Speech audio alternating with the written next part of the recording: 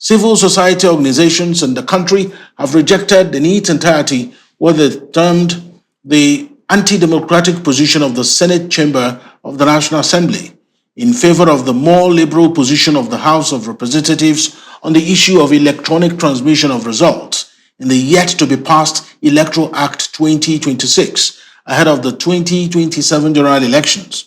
In its resolution read at a town hall meeting organized by ActionAid Nigeria in collaboration with civil rights groups, the CSOs jointly condemned the Senate version of the proposed act, saying it is capable of compromising the election process and throw up legal issues.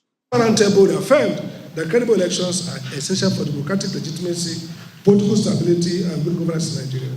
The electronic transmission of election results represents a major reform innovation that strengthens electoral transparency and protects the integrity of election outcome. However, participants expressed concern that the Senate amendment may undermine electronic transmission by prioritizing manual results, thereby weakening electoral safeguards and public confidence in the electoral process.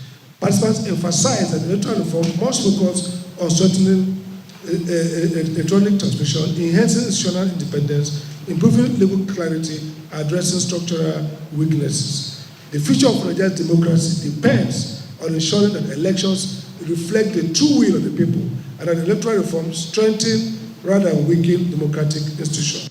The CSOs also arrived at far-reaching recommendations that would deepen the electoral process. INEC regulations relating to electoral transmission, collation, and result management should be clearly provided in the Electoral Act to enhance legal enforcement. And we also believe that the courts should interpret these regulations not to undermine or reduce the power of INEC, but to emphasize INEC's rulemaking power that's in the Constitution.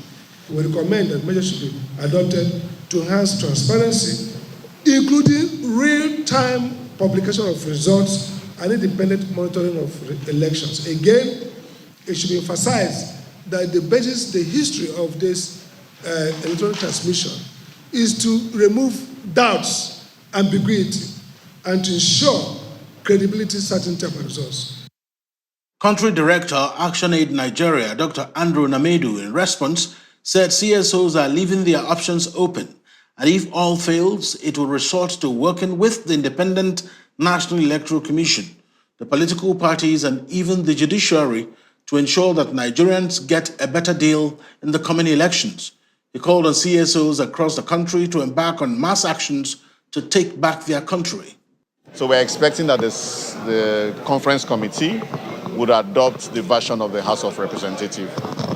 The reason is it is more progressive, it is more in line with what the citizens want, and it would answer the question of that accountability issue that we demand in our electoral process. So, simply put, if it is in line with what the citizens want, and the citizens are, in this instance, they have the right to hire and fire, then that should be, we should be able to pass that law to enable them execute that right. If that does not happen and we get that of the Senate, or the third option is we even get nothing at all. So let's assume they even pass it and the president refuses to sign, which we do not expect. If Nigerians have said this is what they want, we expect that the president would graciously sign it into law. Recall that the Senate's position on results e-transmission in the proposed Electoral Act 2026 was met with resistance from the public, leading to mass action against the Godswill Akpabio-led Senate.